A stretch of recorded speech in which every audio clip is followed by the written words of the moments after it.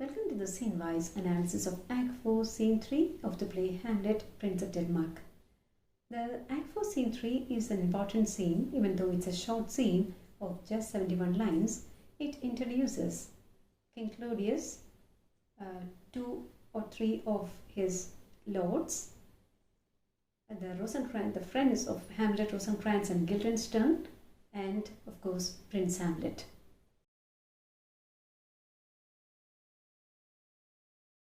The scene is a revelatory scene as it reveals the character of King Claudius in a much more clear way. The scene is the direct continuation of Act 4, Scene 1, where we found King Claudius was requesting his wife, Queen Gertrude, to join him as he convenes a meeting with three of his wisest friends in order to find a solution for Prince Hamlet's murder of Polonius. The scene is again a revelatory scene as it reveals the shrewd and the scheming nature, the hypocritical nature of King Claudius. Now, as he convenes the meeting, we find the only person who speaks happens to be King Claudius. The autocratic nature of this man is revealed because even though he has convened a meeting for eliciting suggestions, here we find King Claudius is the sole speaker, and we find he is informing the lords about the murder of Polonius, and he is informing them about his recently issued order in order to find out the dead body of Polonius from the place where it is hidden in the palace. And here we find again the plan of King Claudius to send Prince Hamlet to England and to make it appear less premeditated and more as a solution which is formed in order to bring some ease and to provide a chance to heal the malady of Prince Hamlet. So he is making it appear as though the young prince is sent to England in order to provide him some ease and peace of mind in order to make himself healed of his malady. The scene also reveals the theme of appearance and reality, which is very much obvious from the words and the attempt of King Claudius, where he is trying to cover up his villainous intention by the seemingly good-natured uncle that he is projecting himself in this scene. As the council continues, we find Rosencrantz and Guildenstern are informing King Claudius about their failure in eliciting the details of the dead body of Polonius from Prince Hamlet. Therefore, King Claudius orders to usher Prince Hamlet to the court. As he is summoned, we find King Claudius is interrogating Prince Hamlet, and as he is questioned, we find Prince Hamlet immediately donning an antique disposition, his protective gear, in order to save him from further questioning. Now, Hamlet, where is Polonius? At supper. At supper, where? Not where he eats, but where he is eaten. So here we find he is purposefully confusing King Claudius by his weird expressions. And when asked further, he is telling King Claudius to search for him in heaven, and if not found there, search in hell. And if not found in both these places, you can go up the stairs into the lobby to find him. Immediately we find King Claudius is sending his attendants to get the dead body from the place suggested by Prince Hamlet. Now, as the attendants leave, we find King Claudius immediately switching over to a very contrasting demeanor. He is presenting himself as a very protective and kind-hearted uncle who is so much caring and considerate towards his nephew, as he says, Hamlet, this deed for thine especial safety, which we do tender, as we dearly grieve for that which thou hast done, must send thee hence with fiery quickness. Therefore prepare thyself, the bark is ready, and the wind at help. The associates tend, and everything is bent for England.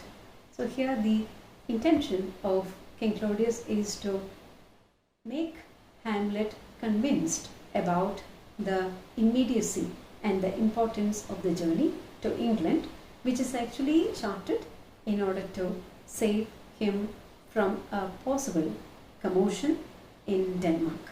So here we find King Claudius is putting on an appearance of a benevolent and kind-natured uncle, and he is trying to convince Prince Hamlet about the importance of commencing his journey to England to protect and safeguard himself.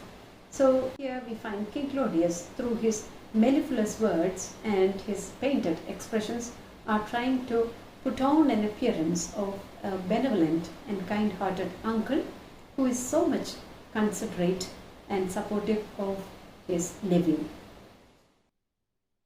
Therefore, the vicious and the shrewd intentions of King Claudius is received well by Prince Hamlet in his responses.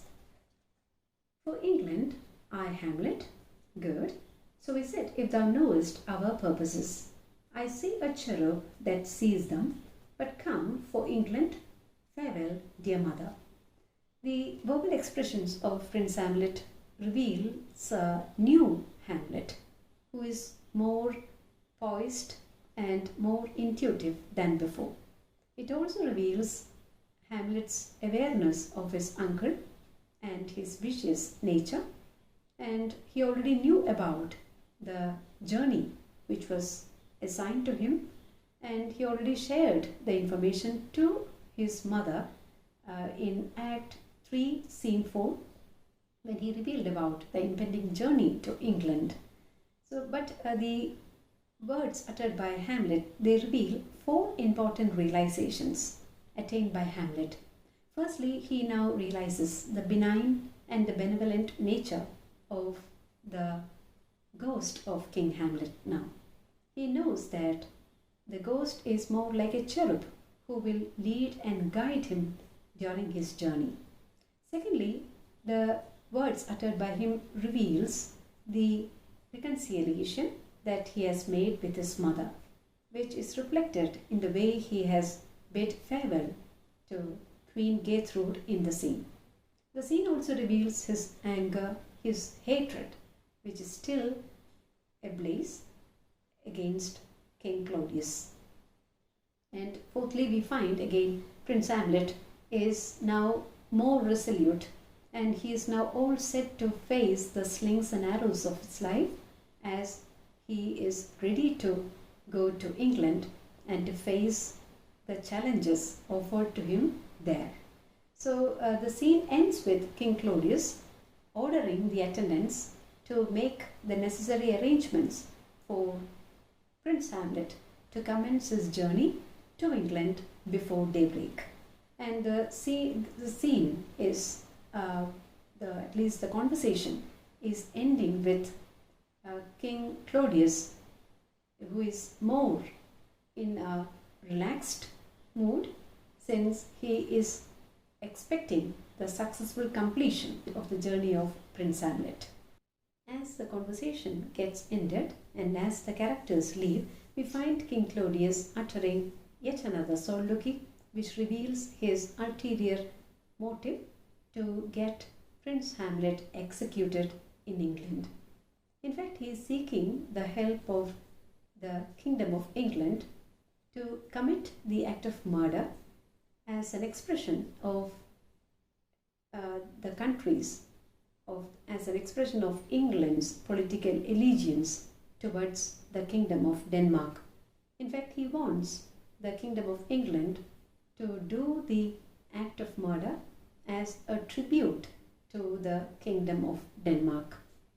In fact, the soliloquy ends with his desire to get the murder of Prince Hamlet done as early as possible in order to restore peace and joy in his life. Do it, England, for like the hectic in my blood, he rages, and thou must cure me, till I know it's done, however, my joys were never begun. So the lines clearly express how much the death of Prince Hamlet is imperative for King Claudius to be joyous and peaceful in his life. And here the lines uttered by uh, King Claudius is again reminiscent of the similar lines uttered by Macbeth as he longs for the death of Banquo in order to sustain his kingship and to restore peace and well-being in his life. So we find how King Claudius is all set for the ultimate destruction of Prince Hamlet in order to restore peace and well-being in his life.